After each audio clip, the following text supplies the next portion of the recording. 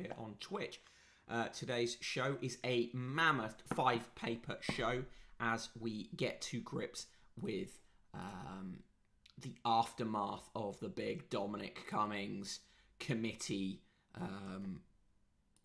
jerkfest, basically. So it's a 5-paper show. We're not going to linger on all of those papers. We'll see how we go. But the papers in today's show are The Sun, The Guardian, The Times, The Daily Mail, and The Daily Telegraph. We'll start with The Daily Telegraph because it is the most annoying to read, and then we will move on to The Guardian, then The Sun, then The Daily Mail. Hello, Bad Motivator. Good to see you. How are you this greyish sort of day? I am feeling both post-vaccine-y and post getting drunk last night, so that's a solid combination for this to be an absolute shit show.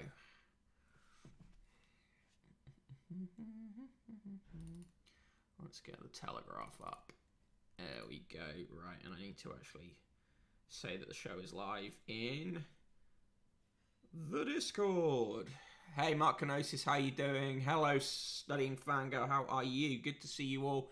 It's a bumper day on the stream today. 5 papers for us to get through, so I imagine there probably will be a speed run in there somewhere. I am feeling somewhat rough as I'm both hungover and I had my first vaccine dose yesterday, so I can't decide what part is the hangover and what part is the vaccine. So let's say, a bit of both. Oh, Mark, that sucks. Right, so thanks. I'm glad you like the episode title, Studying Fangirl.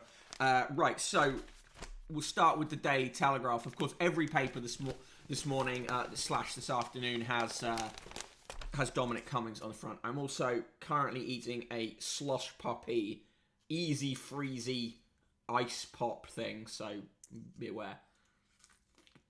Yo, Guybrush, how you doing? Hey, Industrial Pat. Mr. Gump is coming on the stream to call you out a motherfucker. Okie dokie, fair dues. Right, starting with the Telegraph. Hey, Slinker, how you doing? Top of the shop, of course. Main story: Cummings takes his revenge as he lays blame on Johnson and Hancock. Pretty standard recounting of what was said, with various little bits of government briefing in there. Bottom of the page: France orders UK 7-day quarantine. Tech giants block Dacre from Ofcom. Not factually, that's an absolute bit of briefing out from the government. The tech giants, including Facebook, deny that they did that. I think probably both sides are lying. The teacher who showed a cartoon of the Prophet Muhammad at a Batley school has been allowed to return to the school. Mark Kenosis says, Cummings in your face. Inter-stream beef. Nice. Like it. And then they're also promoting their guide to the proms, as you would expect from the Telegraph. What is a parliamentary committee if not hipster analysis persevering, says Bad Motivator. Bang on. Right, inside, page 2. Profit image teacher allowed back. Hottest year on record by 2025 with warming treaty at risk. Sturgeon courts Greens to cement independence plans. Loophole may allow new gas boilers after ban in 2035. Some bullshit about Duke and Duchess of Cambridge doing land yachting. Sounds of hope and glory as proms are to go all British after last year's patriotism route, which, as we discussed at the time, was completely made up. Rule Britannia will be sung in full voice this year. Who gives a fuck? Right, so their coverage of the Dominic Cummings appearance, you get a full double-page spread with a picture of Cummings leaving the Commons. And Gordon Rayner says, stunning in the room revelations from a man in the thick of it. The quotes they pulled. This is like a scene from Independence Day with Jeff Goldblum saying the aliens are here and your whole plan is broken and you need a new plan. I'm pretty sure that Cummings had a bet on with someone about how many times he could mention Dominic. How many times he could mention Jeff Goldblum.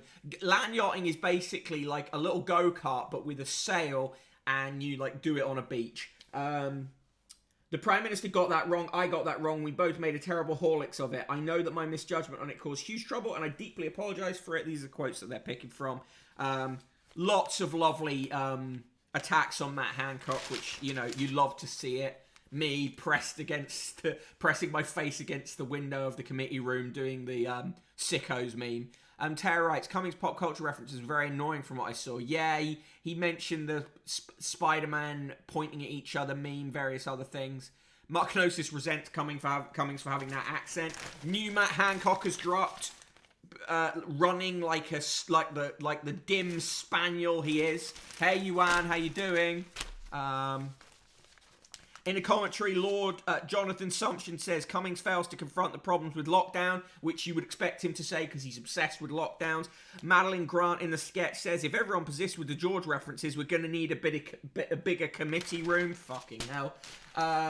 Page 8, vicious attack on Hancock may keep him in the health job. So they may keep us with an incompetent health secretary merely to spite Durham. Tara writes, to spite Cummings, sorry. Tara writes, says Matt Hancock off to do cross-country for his school. Camilla Tominley says, not so much an Ernst Blofeld, more like his cat. Basically, what you'll see from the Telegraph is they're going all out to defend their boy Boris Johnson. Look to see what else we get from the Times and the Daily Mail. Slightly different angles because they are, you know, backing other runners and riders in the Tory party into abuse, kind of into Nissan battle. Matt Hancock, parkour prince, yeah. Amazing picture of a dog. A community dedicated to images of people's strange-looking pets has sprung up on Reddit. What's wrong with your job? What's wrong with your dog? Already has 1.1 million subscribers. So it hasn't just sprung up. It's just an excuse for the Telegraph to print this picture, which is a great picture. Immortality dashed, but humans could live to be 150. Scientists set a maximum lifespan after finding resilience of the body eventually wears down. Lots of the rich are working on startups that are trying to get them immortal. Dennis, Yuan was supposed to get in the bin, and right at the end he said he was going to do it, but then he turned off the camera and pretended he was in the bin. It wasn't so funny. I'd be setting out a hit, man. Oh my. He tricked his innocent audience and hoodwinked us by him getting in the bin. Nice. I mean, that picture is an amazing picture. Martin Bell is, for some reason, has become a spokesperson for Wellman Vitamins. Didn't predict that one happening. Anita Singh reviews Friends the Reunion. She gives it 4 stars. Other papers aren't so kind on it. Here is a picture of 2 foxes having a fight while a hedgehog curls up in between them. Instagram app for under 13s will give parents control. Yeah, right. Dictator stands by bomb on plane claims. Lukashenko is claiming that there was a bomb on the plane. As if. Writing from Kandahar, Ben Farmer says, scrap dealers at Kandahar left to pick over the bones of America's long war. You were pro the war, Telegraph, so go fuck yourselves. Mark Kenosis, I don't think those foxes are fighting. That's how they communicate. Alright, well, 2 foxes shouting at each other. They do look... Oh, I know, I tell you what it is. No, they are fighting, because there's dog food there that's been left out for the hedgehog, and they both want a bit of the dog food. Or they're fucking. Or they're fighting and fucking. Yeah, although that's how they communicate and decide to fuck. Okay, but in this case, that's 2 vixens. So, yeah, admittedly, it could be lesbian foxes. Which I'm sure is possible. Supermoon Scenic Flight proves a hot ticket in Sydney. Israel's attacks, Ireland attacks Israel's de facto annexation of Palestinian land. In the comment pages, race activists are blind to the real problem faced by Black Britons, writes Mutaz Ahmed. I don't know who he is. COVID could destroy the PM, but not in the way Cummings expects, says Alistair Heath, again defending Johnson. Sherelle Jacobs says Johnson has a Hancock-shaped headache.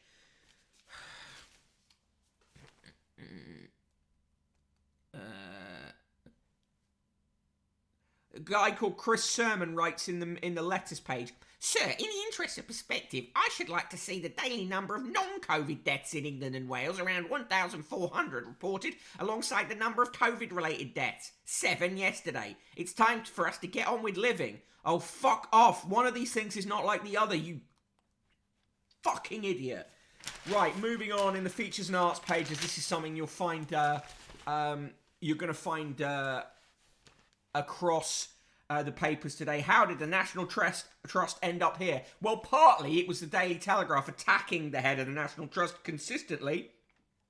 Harry Mount says the once beloved institution should return to caring for the country's heritage rather than denouncing it. Fuck off. On page 22, baby Reiki could be the new yoga. It's fucking bullshit. On page 23, the Proms 2021, your essential guide. I couldn't give a fuck about the Proms, if I'm honest.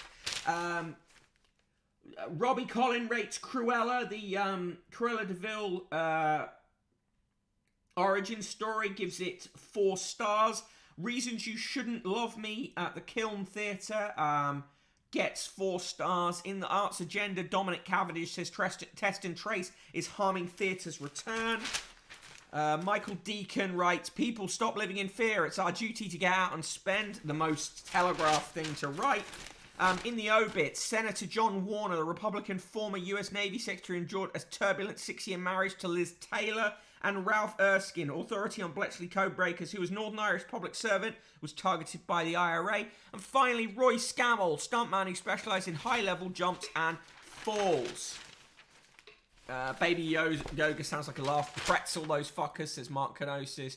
Kara writes, duty to spend. Yes, save the markets. The line must never drop. And the TV reviews, Before We Die gets 2 stars. Inside Greg's gets 3 stars. The Beast Must Die is their TV recommendation for today. Normally, I don't do look at the sports page of the Telegraph or the business pages, but there is an interesting story on the front page of the business page today, so we will look at that. Front page of the business section of the Telegraph today has hunt for new Ofcom boss must start from scratch. They claim that Oliver Dowden, the culture secretary, is worried by Silicon Valley lobbying to stop former Daily Mail editor joining the regulator. It's bullshit. Thank you, MSK, for subscribing with Prime. Really appreciate it. I don't believe this story one bit. It's the culture secretary trying to brief a culture war line of apparently Facebook is trying to stop Paul Dacre from being the head of Ofcom. Facebook doesn't give a shit because Facebook's not going to pay attention to the regulator anyway. Mark Canosis, assuming The Beast Must Die is about James Corden. If only it were. Right, so that was the Daily Telegraph. And on the front page of their sports section, United despair, Europa League shootout misery. For me, the Daily Telegraph, supporting Johnson as you would expect, gets a quadruple negative nice. So that's minus 69, 69, 69. Okay, so we're gonna move 3 fishes from Bin Jumper Yuan. Right, moving on. We're gonna move on to the Sun next. Then we'll do the Guardian. Then we'll do the Times and the Daily Telegraph. So then Kamaya gives it all the 69s for the Daily Mail. I'm gonna move at pace today because we've got 5 papers to get through, so I won't cover everything in all of them. Right, what did I say? I'm gonna do the Sun. Get ready for some top cuck action from Harry Cole.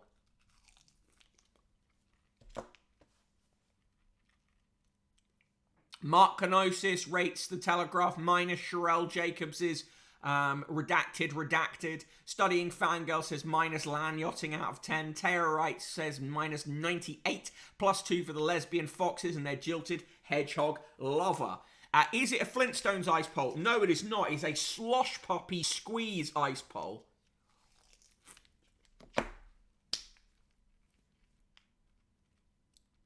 Yeah, that's right, Mark Canosis. That hedgehog was the Harry Cole of hedgehogs. Talking about Harry Bunter Cole, on the front page of The Sun. After that eye test uproar, do you need a hindsight test, Mr. Cummings? Shit, front page. Harry Cole writes, vengeful, Dominic Cummings, savage, Boris Johnson yesterday, jaw-dropping, Commons tirade.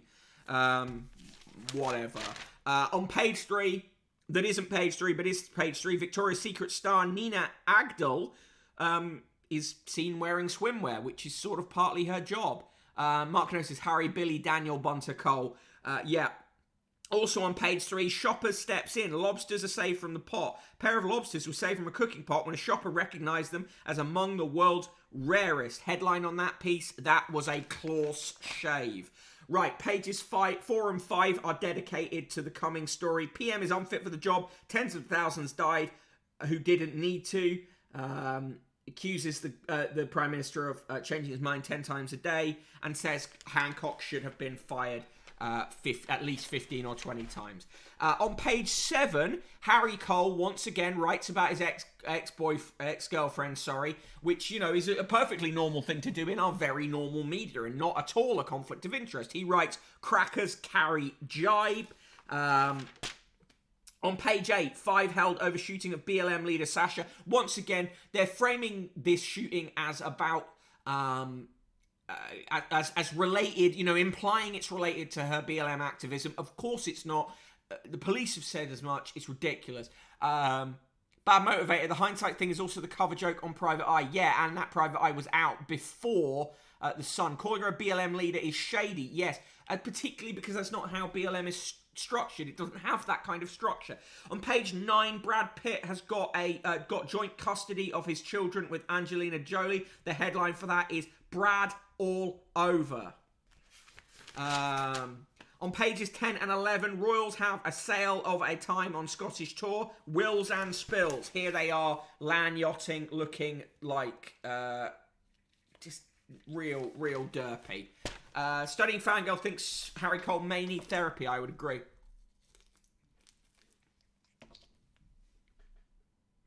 She's not actually part of Black Lives Matters UK. Right, okay, interesting. She's involved with a very shitty organisation. Right, okay. Well, anyway, this is... Brad all over, I guess the quote is, it's like glad all over. And to be very clear, by weird, I mean super right-wing and violently anti-Semitic. Okay, so additionally to that, then, it's inaccurate to keep referring to her as a BLM leader, then. You know, we could look back to the history of anti-Semitism in various movements in the past as well. But like she's part of TTIP, right? Okay, taking the initiative party, yeah. Okay, on The Sun says PM will dodge Dom's bombs, not since he was fighting for breath, blah, blah, blah.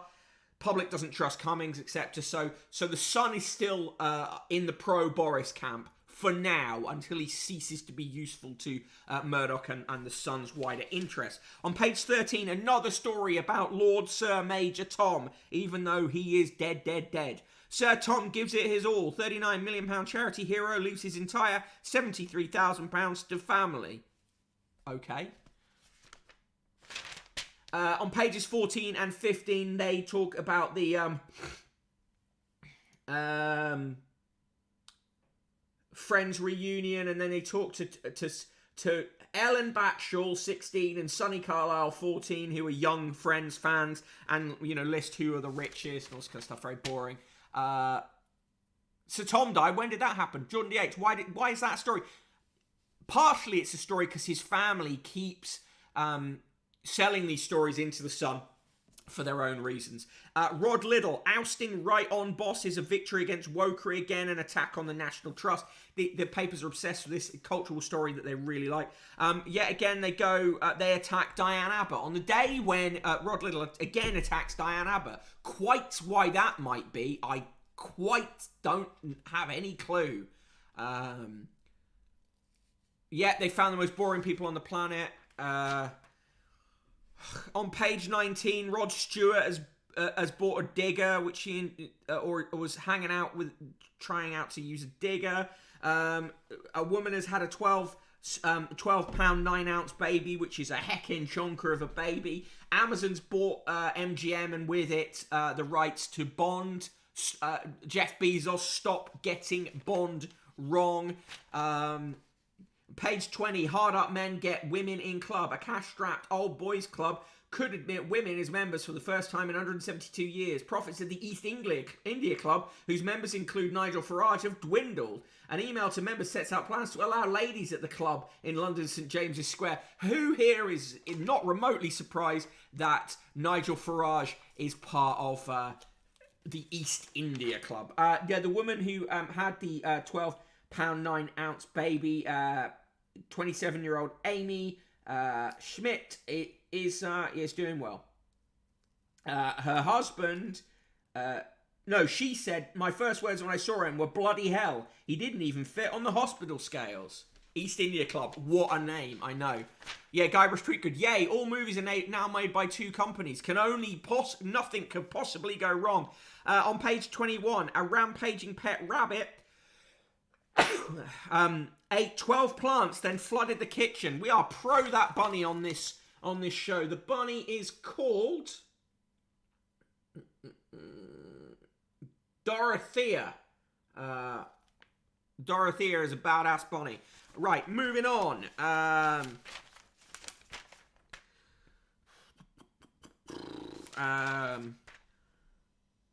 Dawn French has condemned scammers using her image to flog diet pills. The headline on that, Dawn, my fury at diet pills scam. It's always a fury, isn't it? As Kanye West dates Irina, men are lining up to date his ex. Who's going to date Kim Kardashian?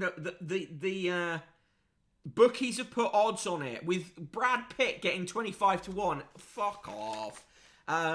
In the TV recommendation Super Vet special, Saving My Dog, 8 p.m. Channel 4. I like the Super Vet, although, but I can't watch it because it just makes me too sad seeing animals in such distress. Also on Channel 4 tonight at 9 p.m, an hour after that, 21-day body turnaround with Michael Mosley, not one of those Mosleys. And What Are We Feeding Our Kids, BBC One, 9 p.m, all scare story shit today. And Breeders, the comedy with Martin Freeman and Daisy Haggard, is back on Sky One at 10 p.m. In Fab Daily, fake tan is not racist, but Meg skin bleaching is, says Mercy Moroki. Whatever. On page 37, Bel Hassan says, I was called slag at 13. I self-harmed to let all my anger out. Well, that's deeply sad, but, you know, why talk to the son about it? They rate the Audi e-tron versus a Tesla, who cares, and include a quirky fact that Robert Downey Jr. based his character, Tony Stark, on Iron Man, on Elon Musk. It's not actually really true.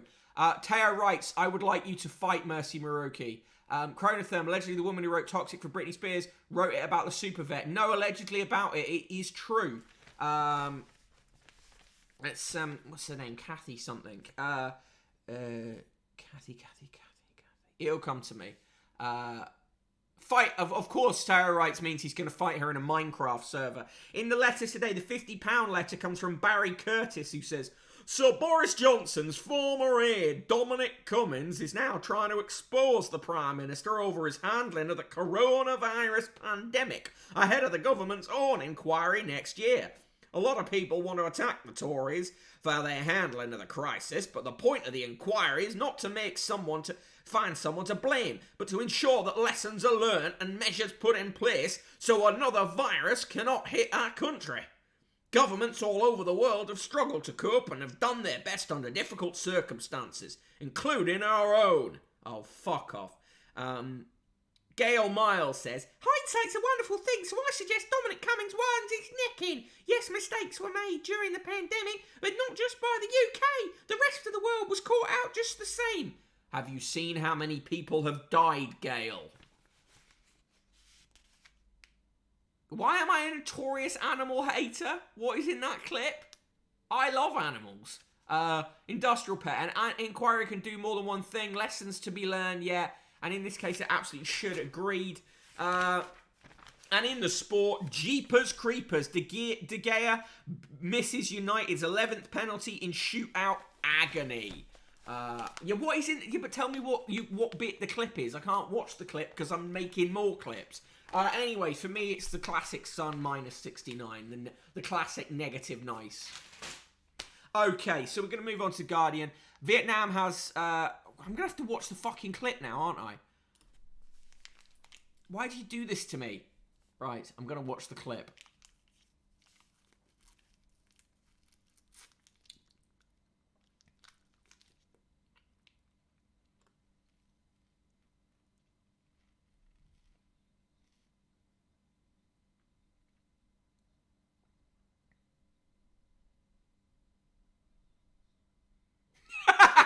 It just makes me too sad seeing animals. Jordan, you banged me to rights there. It does make me too sad seeing animals. Good work. Right, okay, we're going to move on to The Guardian. Yeah, Chronotherm, excellent point. Vietnam has 45 COVID deaths. We have 120,000. Slinkermeyer in with the classic double negative nice for the what one was that? The Sun. Right, we're on to The Guardian. Front page of The Guardian, of course. Yet again, more stuff on Friends. Fury of Hillsborough families as trial collapses. Appalling story. And, of course, the main story on the front page. Tens of thousands of people died who didn't need to die. Coverage of the Cummings appearance at the Select Committee. On page 3, Lucy Mangan says that the Friends reunion was a 3-star affair. They were there for us. Just stuck in second gear. On page 4, Hancock lied and officials were lions led by donkeys, says Cummings. John Craig says Revenge of the Lone Narcissist, the 8-hour binge watch. They do a whole thing of like what are the main points that you should take out of the Cummings appearance. Actually, a very decent bit of journalism spread there. Studying Fangirl minus quirky fact out of 10. Guybrush tweet good in with the highly ironic 10 out of 10 excellent journalism. Moving through, Heather Stewart says a deeply unreliable witness, but dramatic testimony will magnify doubts against Johnson. Nothing bad's going to happen to him over this. They look at his claims and say how many of the senior aides claims stand up. Downing Street's initial COVID social plan involved herd immunity. Verdict true. WHO and Public Health England failed to fully raise alarm bells in January. Verdict largely true. There was not an emergency fast-track process to deal with procurement. To a large extent is the verdict. Contacts with journalists cut off and media spoken to close to zero in 2020. 2020. Verdict hard to prove but fishy. Claim talk of putting a shield around care homes was complete nonsense. True. Johnson said he would rather see bodies pile high. Not proven nor disproven. Outrageous editorializing on Guybrush tweet good scores there. Jordan DH falls on hardworking journalists like me to hold the powerful Twitch streamers to account. Mark Kenosis rates the Sun minus 40 grand's worth of rabbit caused damage. On page 10, why rare tamarins monkey about with their accents. Apparently they change their accents to talk to tamarins from different parts of the country. Page 11, Hawkins' archive and contents of office will be saved to the nation. But in saving that, it's also settled the family's £2.8 million tax bill. On page 12, families attack ludicrous ruling that police have no case to answer in the Hillsborough case. Appalling. The Guardian goes with a much more balanced and unskewed headline on the shooting of Sasha Johnson. 5 arrested on suspicion of shooting activist Sasha Johnson. On page 13, Scouts suffer drop in volunteers and members during pandemic. I mean, hardly a surprise. France is ready to impose COVID quarantine on travellers from the UK. On page 17, we did it through music. Coventry marks lasting legacy of the two-tone style. They're having an exhibition about it.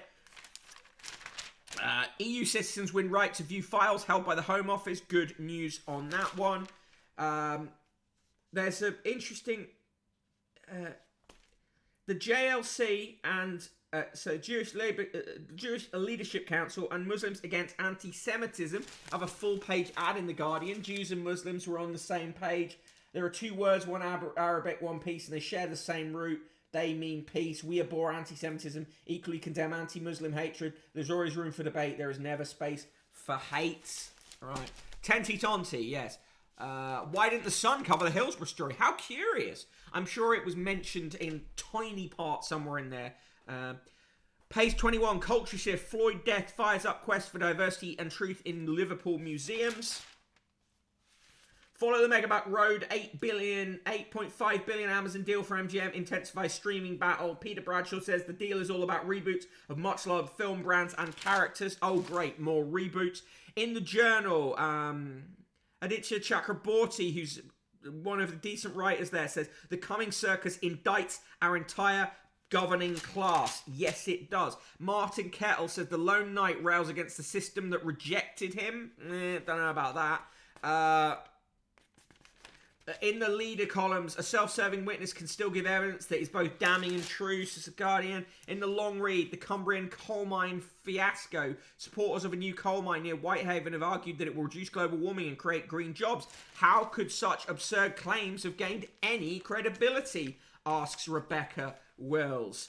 In the corrections and clarifications, an article about the G7 summit next month quoted Extinction Rebellion as saying they would be actions across mid-Cornwall from Carbis Bay and St Ives to Truro, Falmouth and beyond. It is since said no events are planned for Truro. The Phantom of the Opera in the West End is produced by Cameron McIntosh and the Really Useful Group, not just by the former. Right, neither of those are particularly bad corrections, to be honest. Constantia Romilly and Benjamin Truhaft, the daughter and son of Jessica Mitford, have written about the death of their cousin Max Mosley, and they say, we're saddened to hear of the death of our cousin Max Mosley. Although we are from different branches of the infamous Mitford sisters, we have admired Max for his fight against the invasion of privacy. Our mother, Jessica Mitford, would have cheered him on in his victorious trouncing of the avaricious and conscienceless Rupert Murdoch. So there you go. I don't think Aditya is a fervent Starmerite, no. Yeah, Libs are really taking action to try and make Dominic Cummings into a hero. He's not even an anti-hero. He's a fucking prick. It just happens to be that yesterday he was saying things about other pricks. His fight against invasion of privacy. Not invasion. In the obits, David Foote, outstanding cricket writer and author whose work graced the pages of The Guardian for 40 years. Also, Dennis Williams, wine importer, introduced many British customers to German wines in the post-war years. Sue Hayes, former head of the London Film Commission. And Bertie Aris, artist with a distinctive body of work expressing a beguiling vision of industrial pastoral England.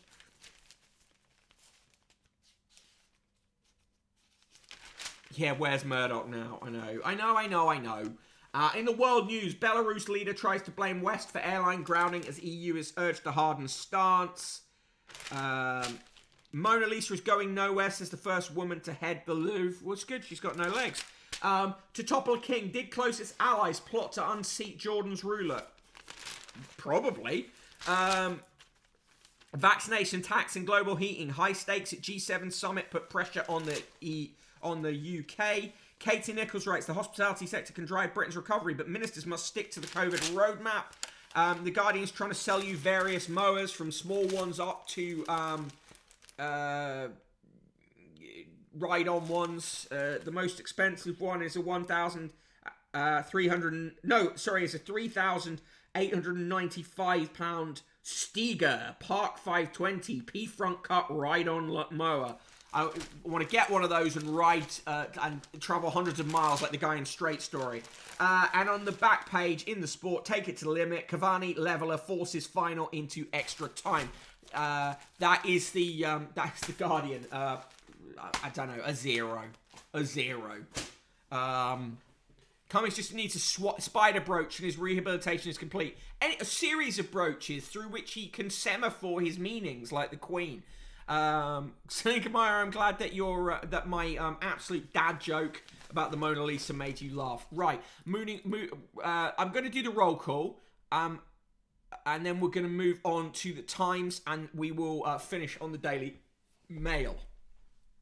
Thank you for joining me today on this post me getting my vaccine, post Dominic Cummings spraying kerosene across Westminster Day.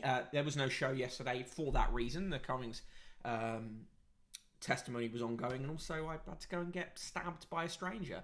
I am the Broken Bottle Boy, of course. At Broken Bottle Boy on Twitter and at Useless Conquest on TikTok. In the mod squad today is the ever excellent Guybrush Tweetgood. Also joining me today are Academy Impossible, another TT viewer, Aiton, Auntie Dange. Hello to Auntie Dange. Hello to Bad Motivator, the valued subscriber. Hello also to Carbot14XYZ, silent but frequently present. Hello to Chris McRae, Commander Root, Kosor, Industrial Pet, the excellent Industrial Pet, occasional contributor to the Discord. Hello also to Jordan DH, the twister and screwer of my words.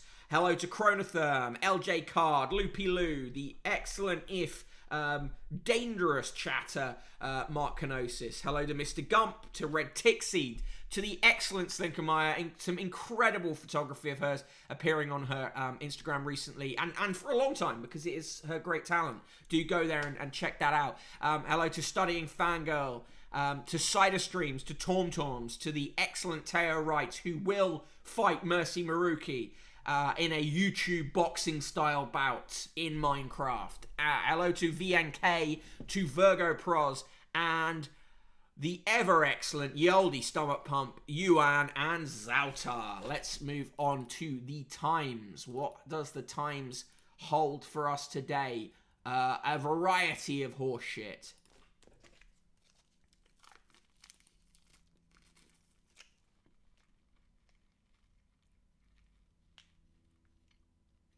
Hello, Ged Station. Jordan DH getting his first vaccine on Bank Holiday Monday. Brilliant. Second one 10 days before the brother's wedding. Great, and congratulations to your brother. Well, Slinker, your photography is excellent, so I will continue to say it's excellent. Hello to Ged Station, you lovely lurker. Chronotherm, when I want to be stabbed by a stranger, I have to sign forms promising I won't sue, and they charge extra, but you get it for free. I know, it's the joys of the NHS. Guardian gets a 0 from Guybrush, a 0 from Tara Wrights, a 0 from Slinkermeyer, a 0 from Red Tickseed for trying to rehab Cummies, and Mark gives it 3 for 3 code switching tamarins out of 10. What flavour have I got? Like a kind of the cherry, I think the cherry one was good. It's good. Yeah, it's cherry. Right, the Times. Front page of the Times. Of course, we've got the Cummings story, and they put the crusty cum on the leg of British journalism, Mr. Quentin Letts, on the front page as well, with his geriatric jizzed parliamentary sketch. Not worth the time or effort to read, just assume that it's shit. Inside, on page 3, brief history of Hawkins' wages and wardrobe comes to the nation.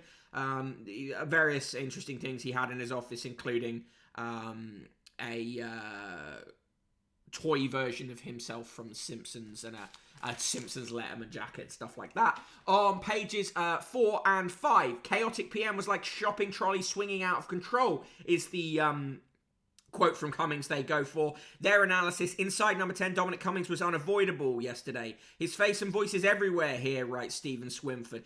Basically, Swinford is absolutely just huffs from the farts of Downing Street and takes every single briefing they ever give him. So I don't, it's unsurprising that his analysis sort of is a bit like, well, you know, people have already priced in this stuff and all that kind of horseshit. Pages 6 and 7, Hancock cost lives with lies about tests, Cummings claims. Jealous officials smeared vaccine bosses. Military upset at naming of SAS man. Dominic Cummings was condemned by military sources last night after he outed a former special forces soldier who helped to deliver testing during the pandemic. Boris Johnson's one-time right-hand man described the ex-serviceman as a brilliant guy who was drafted in to build a team and factories as the government sought to scale up testing. Giving evidence to MTs, Cummings said the individual was a former commanding officer of the SAS, breaking the convention on naming serving or retired members of special forces without their express permission. Oh, wank. Fuck off. Bombshells from exploding session is what they say about it. Simmons tried to install friends in key roles is the claim. They go through and list who liked and didn't like. Cummings said he liked and didn't like. Daniel Finkelstein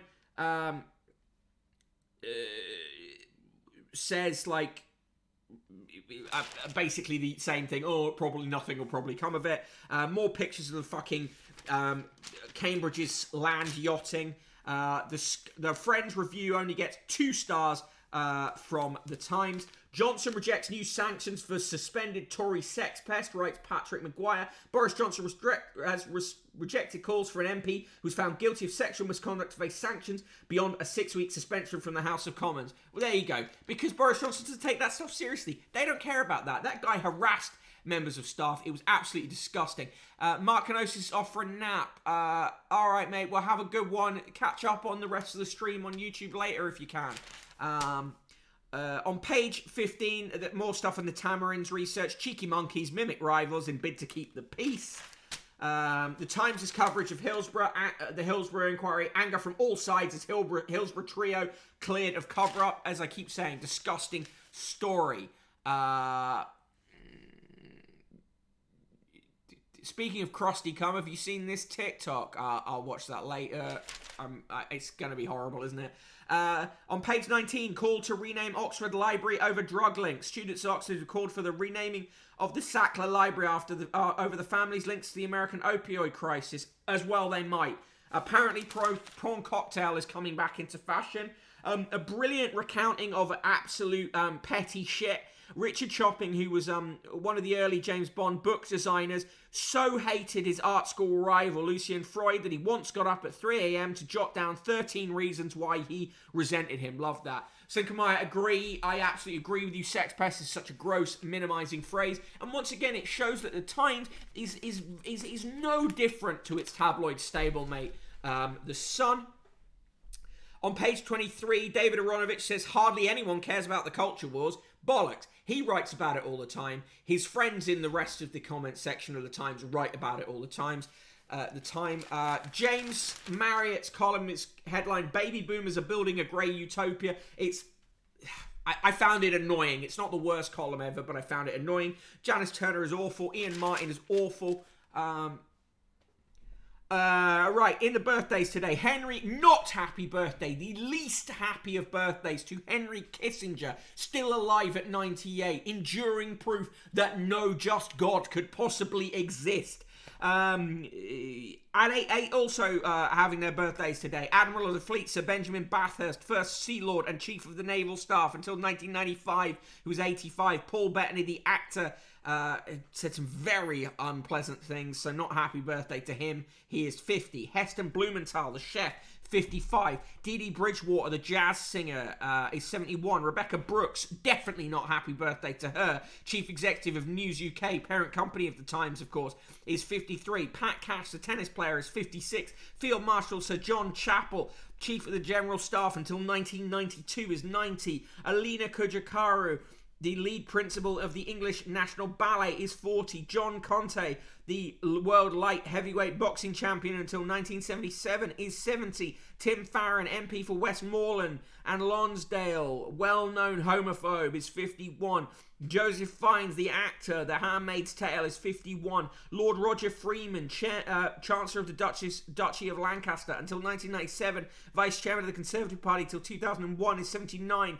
Happy birthday to Paul Gascoigne, who's 54. To Duncan Goodhue, who's 64. Hugh Lowther, the Earl of Lonsdale, is 72. David Mundell, the Conservative MP, is for Dumfriesshire, Clydesdale and Tweeddale. Secretary of State for Scotland until 2019 is 59. Jamie Oliver, chef and restaurateur, scourge of the Chicken Dipper, is 46. Denise Van Outen, presenter, is 47. Mia Pearson, the Soprano, is 52. Professor Nick Petford, geologist, Vice Chancellor of the University of Northampton, is 60. Jussi Pilkakanen, Global President of Christie's, is 58. Gerald Ronson, the property tycoon, can go fuck himself. He's 80. Ravi Shastri, the cricketer, until 1992, head coach of India's national team, currently is 59. Susie Sue, the singer-songwriter from Susie and the Banshees, is 64. Dame Rosemary Squire, the co-founder of the Ambassador Theatre Group and Trafalgar Entertainment, is 65. Donna Strickland, the optical physicist, Nobel Prize in Physicist winner 2018, is 62. Sophie Walker, the founding leader of the Women's Equality Party, stepped down from that in 2019, is 50. On this day in 1937, 200,000 people celebrated the grand opening of the Golden Gate Bridge in San Francisco by strolling across it. The last word goes to Pearl S. Buck, writer and Nobel laureate, from her book Of Men and Women. A man is educated and turned out to work, but a woman is educated and turned out to grass. Kissinger will outlive us all, says Guybrush Tweet Good. Why did Miss Rona not reach that man? Like, come on, he was right there. Fuck Henry Kissinger, says Yuan.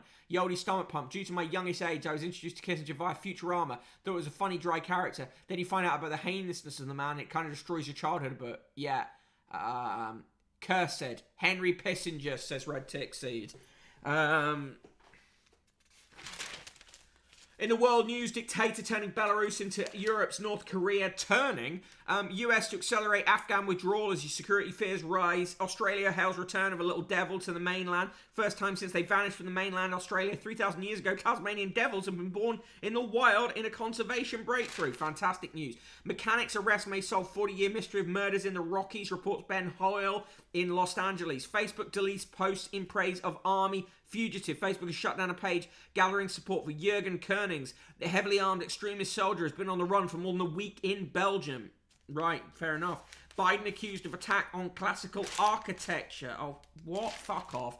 A kingfisher and a giant egret line up at Bigwan Bird Sanctuary, Maharashtra, India. Both eat fish, but the kingfisher dies while the egret uses its beak as a spear. Quite a good photo. Yodi Stomach Pump, Belarus #1 producer of potato. Kissinger is what they base the ghouls on in the Fallout franchise. Guybrush Street Good. No, actually, it was Tony. Fucking a headline on a small story that drove me crazy. Uber to allow drivers to join a union. Bully for them. Fuck you. They should have. It doesn't matter whether they allow them or not. You should always have a right to join a union. Fuck Uber. Simon Nixon says, how can we agree a deal when we don't know what farmers need? Just an opportunity to say fuck off Liz Truss. In the obituaries, Herbert Freddy Gutfreund, world-leading expert on enzymes. He's an expert on enzymes, and his name was Gutfreund. Nice. World-leading expert on enzymes, whose colleagues at Cambridge fated Laboratory of Molecular Biology included Crick and Watson. John Warner, debonair Republican senator who served as U.S. Secretary of the Navy and had a turbulent marriage to Elizabeth Taylor. Elizabeth Taylor said, John is the best lover I've ever had. Roy Scammell, stuntman whose credits included 6 Bond films, Superman, and doubling for Malcolm McDowell in Clockwork Orange. He died at 88. John Warner died age 94.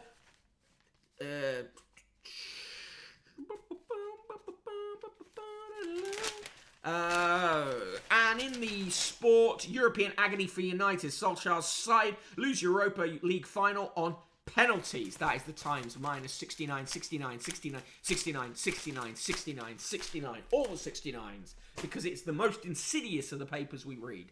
Jordan DH, I will back GMB when their members go on strike. I'll stand in solidarity with them, but they are a union led by Wreckers and Melts. They're only doing it for the GMB as well, not UPHD. Yeah, I know, allow. The ever-benevolent Uber. Yeah. Zautar says, Article 26 of the Universal Declaration of Human Rights, Part D, if I recall, is a right to join unions. Thank the USSR for that one. Slinkermeyer gives the the Times all the 69s. Red Tixie gives it a minus. Kissinger, breathing air. Guybrush Tweet good in with his with another ironic 10 out of 10. Excellent political sketches. This bit, I don't enjoy this bit. The other bit I enjoy. This bit, I don't enjoy.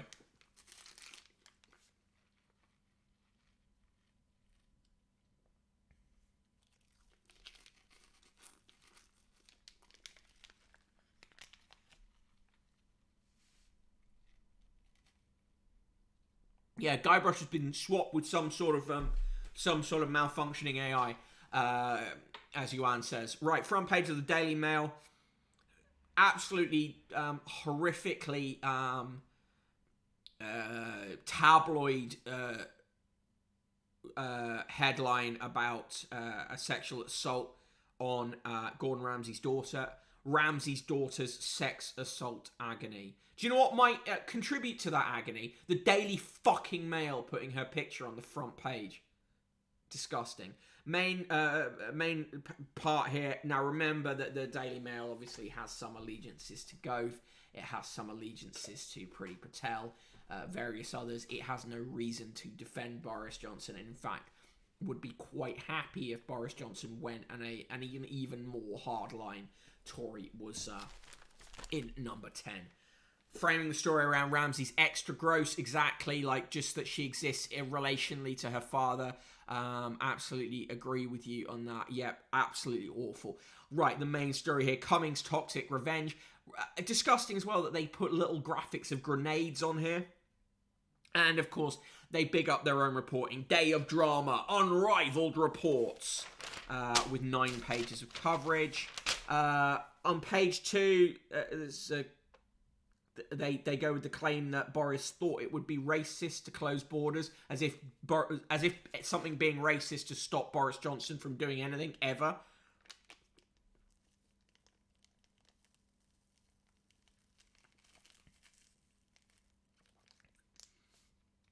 Page 3 of the Daily Mail is more coverage of the fucking land yachting. Who cares?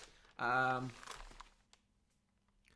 Guybrush, the only paper that could break your bit was the Mail. On pages 4 and 5, Boris totally unfit to be PM. Cummings' deadly broadside. He was wonky shopping trolley who we struggled to keep on course and said COVID was no worse than swine flu. But Dom admits I got it wrong too. John Stevens goes in with on the Carrie Simon stuff. Crackers Carrie behaved illegally and worried more about Dylan the dog than virus. They scattered pictures of grenades through the paper with calling them dom shells. Jesus Christ! Like look at this dom shell. Horrible shit. Red tick seed. Fucking hell. Giving it my ratings now minus all the 999s.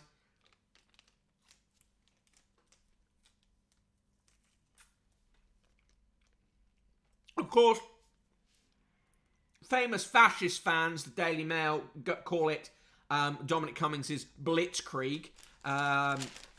They really enjoy the criminal Hancock should have been sacked 20 times stuff. They do a whole spread on the whiteboard. On pages 10 and 11, they go with, I didn't tell the truth over road trip. Cummings admits hiding his reason for notorious journey to Durham. Henry Deeds' sketch is the worst sketch of all the sketches, including Quentin Letz's, with the headline, with a glimpse of Hasselhoff's chest rug, he let fly his fireballs. On page 13, you know it's serious because it's got a black border around it. Andrew Neil writes, bullet after ventral bullet, but this Boris boom will leave Dom baying at the wind. Well, of course, he would say that. Taylor writes, not to defend Carrie Simons, but Crackers Carrie is definitely a choice with some connotations. It is fully. There's so much misogyny going on here.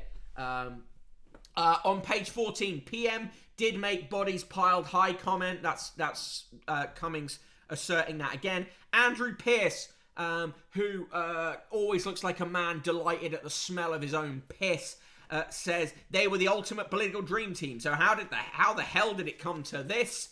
Well, ultimate political dream team. Fuck off.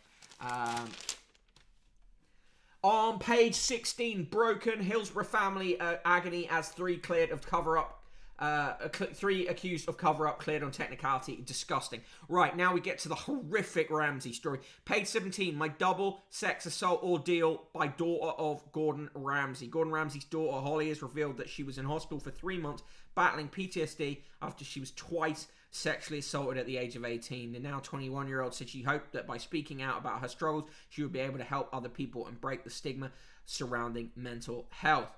Good that she did that. Terrible that they framed it in the way they have. Just disgusting. On page 19, Guy Adams writes, how people power toppled the National Trust's Prince of Darkness. Like, this was just a guy who said we really should look into the things that links between our properties and slavery. And they've called this guy the Prince of Darkness. Stephen Glover, the most zombie-looking motherfucker in the British press, says, yes, Cummings is insufferable, but Number 10's COVID plan was a mess, just as this paper warned. Yeah, and anyway, the Daily Mail is behind Cummings on this because, as I say, they want shot of him in favour of one of their preferred candidates. On page 21, M&S to close quarter of its stores within the next 10 years. I mean, hardly a surprise. Slinkermeyer, fucking hell, good for her speaking out, but fuck this coverage, agreed, terrorize, Prince of Darkness. That feels racist, despite the guy being white. I know there's something, you know, what feels racist but isn't racist. Page 22 and page 23, equity vulture prey on elderly. The Daily Mail's still going on their private equity firm's crusade. Christopher Stevens gives The Friend reunion 4 stars. How we've missed our favourite friends. Fucking hell, it's just a TV show. On pages 26 and 27, France now off limits. Travellers have to self-isolate on arrival. Brad's custody victory. More disgusting coverage of the shooting of Sasha Johnson. Shoving BLM in the headline. On page 33, this modern Cruella's a baddie who deserves our compassion. Brian Viner says Cruella 12A is worth 3 stars.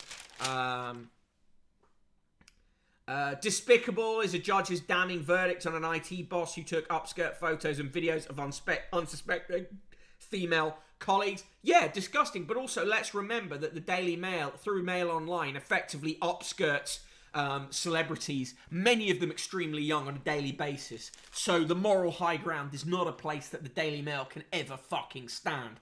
On page 35, just call me Persil Brush. A fox climbed into someone's washing machine.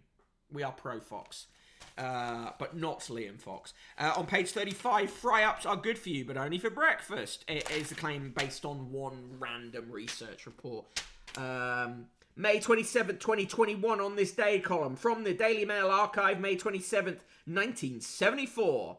Thousands of hysterical girls stopped pop idol David Cassidy's Farewell to London concert when they burst through barriers and rushed the stage last night. 200 security guards were powerless to stop screaming and weeping girls who ripped down a fence 20 feet from the stage to reach their idol at the White City Stadium. And on this day, May 27, 1975...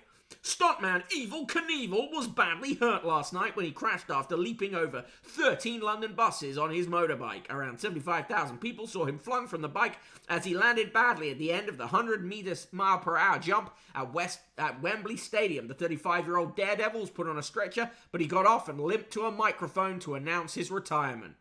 Happy birthday, Susie Sue, 64, and Joseph Fiennes, 51. Born on this day in 1946, died in 2013. Lewis Collins, the actor from The Wirral, played ex-mercenary Bodie in the 1970s series The Professionals. In real life, he applied to join the SAS and passed the entrance test, but was rejected because of his fame. He also auditioned to be another secret agent, James Bond, but producer Cubby Broccoli decided he was too aggressive. Also born on this day in 1897, died 1967, Sir John Cockroft, the physicist from Yorkshire who alongside Ernest Walton, won the Nobel Prize in Physics in 1951 for splitting the atom. On May the 27th in 1942, architect of the Holocaust, Reinhard Heydrich, was critically injured when a bomb was thrown at his car. He died a week later, aged 38. In 1996, Doctor Who returned for the first time in 7 years with Paul McGann in the title role. A quote of the day comes from Jane Austen. Think only of the past as its remembrance. Think only of the past as its remembrance gives you pleasure. Joke of the day, what's the scariest plant? Bam. Boo. Yes, of course, I'm forgetting that when the Daily Mail upskirts people, it's a public interest. Loved that fox. The fox was cool. Everyone's pro the fox. Guy was treated good. M&S feels like they've been circling the drain for years. I think M&S food holds up the rest of the group. And what will probably happen is that M&S clothing stuff will be gone and they will just remain food, you know.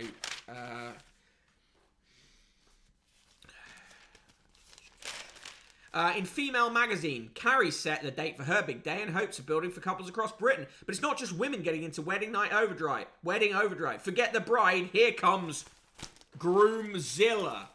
Fuck off. Groomzilla. I even found her dress for her. It cost £70 from a charity shop, writes one of these Groomzillas. Fuck off.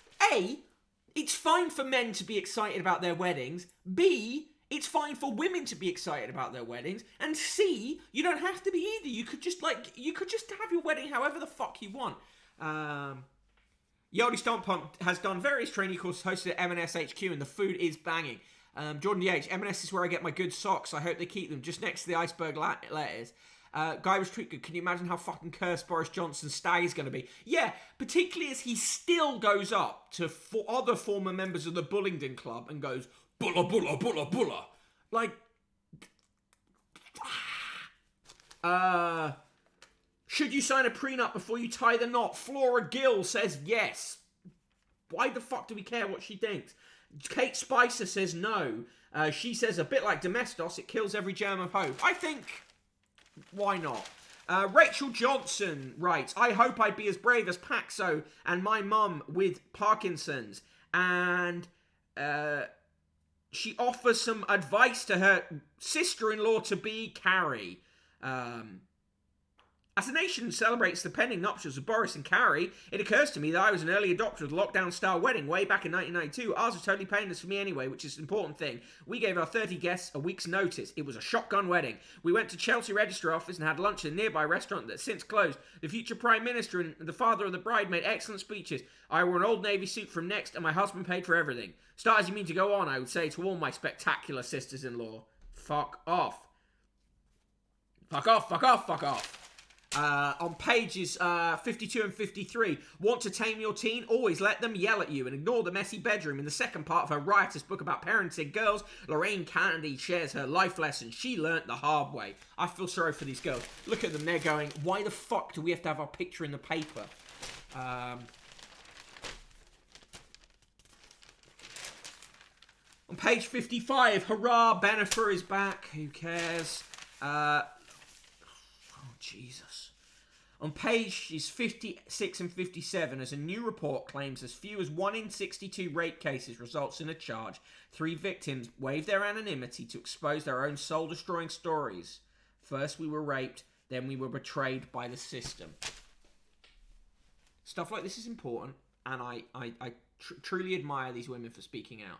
But also, going back to what I said earlier, I believe that the Daily Mail, the misogynistic approach to women that it follows, its support of sclerotic parts of our political and cultural systems, contributes to the environment in which rape is not treated seriously. So fuck them in the high ground again.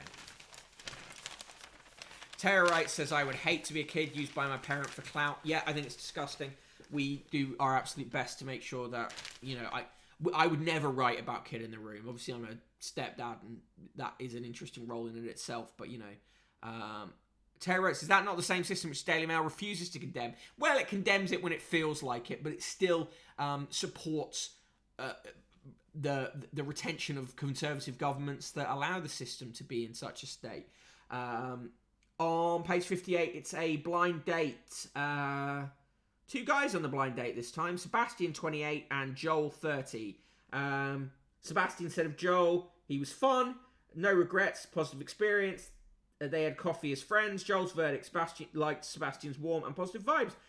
Wished he hadn't been late. They had coffee, but it was a friendship thing. But, you know, Cool guys. I wish they weren't in the Daily Mail, though. In the adverts, they're trying to sell you plants from the Daily Mail garden shop. In the TV reviews, Scam City, Money Mayhem, and Maseratis gets 4 stars, and Before We Die gets 2 stars. In the cartoons, Garfield is burping, Chloe and Co are sat down and drinking and talking, and in Fred Bassett, he is trying to persuade Yorkie to swap a bouncy ball and a squeaky bunny for a bone. Good old Fred. Yeah, got 2 guys. RIP to the next edition's letter stage. Fred. Hashtag Fred, save Fred. Right, in the straight to the point letters, B. Brown writes, does BBC stand for Big Bashir Cover-Up? Colin Vaughan says, it's obvious Prince Charles doesn't believe in throwing out clothes until he's had his wear out of them. M. Cohen says, private equity firms taking over high streets aren't sharks, they're parasites. Brian Best says, still waiting to see an electric car charging point in Downing Street. Ian Harrington says, with an electric car costing £26,000 and an eco-friendly boiler at £10,000, only the wealthy will be able to drive home to a warm house. John Shield says, Will Young says only gay actors should play gay roles, presumably agrees that they should not play heterosexual roles, robbing the public of seeing some brilliant actors. G. Cardwadine says, my branch is closed. Why wait ages on the phone line and statements are no longer posted? Can Lloyds justify its bank charges? Celia Dowell says, what a pleasure to see Bill Turnbull on GNB. Since Piers Morgan's departure, we've suffered a string of self-serving, politically motivated and woke presenters. And Neville Withers, a name and a state of being, says, the shortlist of the Trafalgar Square's 4th plinth is a load of rubbish. Far better would be a statue of the Duke of Edinburgh. Oh, God. Today's poems are really bad. Here is the worst of them. Rhyme for our time. Bring us sunshine sometime soon. Now we're nearly into June. Though we're weather obsessed, there are reasons I might say. 'Cause the UK is where we get 4 seasons in one day. Make us happy, make us smile. It's been tough here for a while. We've been through such a lot, but we always seem to cope. Bring us warmth, bring us sunshine, bring us hope. And that was I.G. Fenner of Hampshire.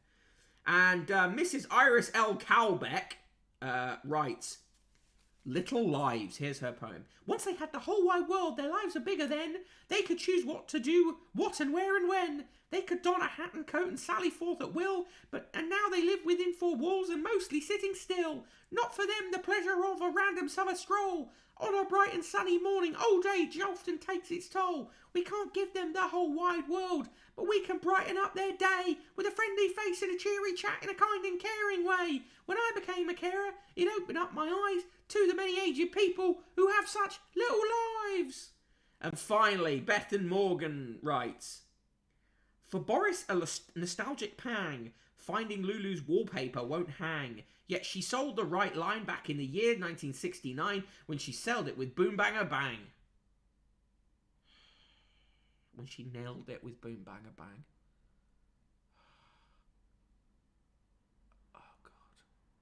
Oh God, that poetry is so horrible. Yes, I can actually write poems.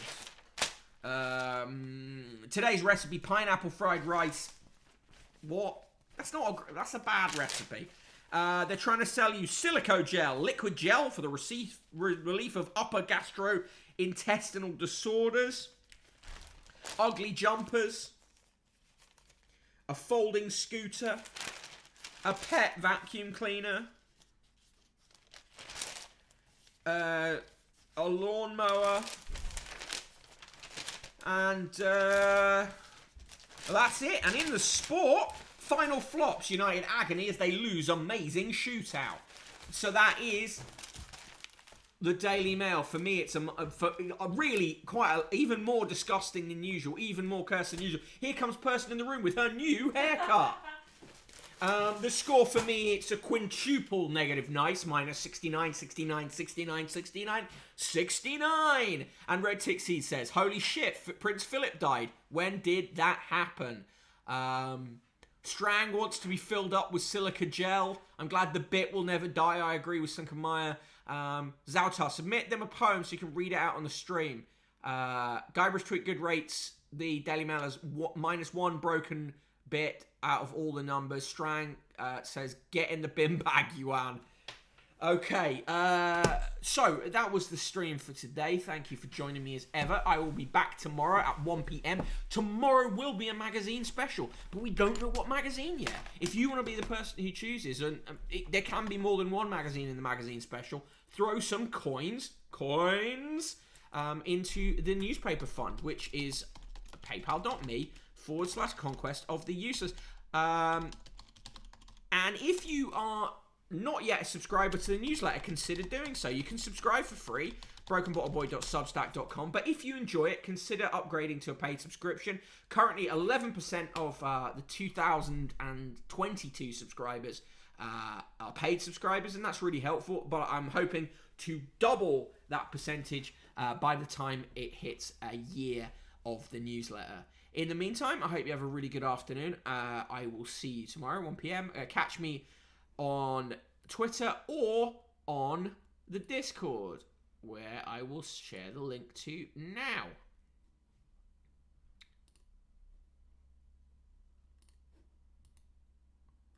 Cheers, Yuan. Glad got the episode. Thank you, Slinker. Thank you, Guybrush. Thank you, Yuan. Thank you, Ged Station. Thank you, Chris. Thank you, Auntie Dange.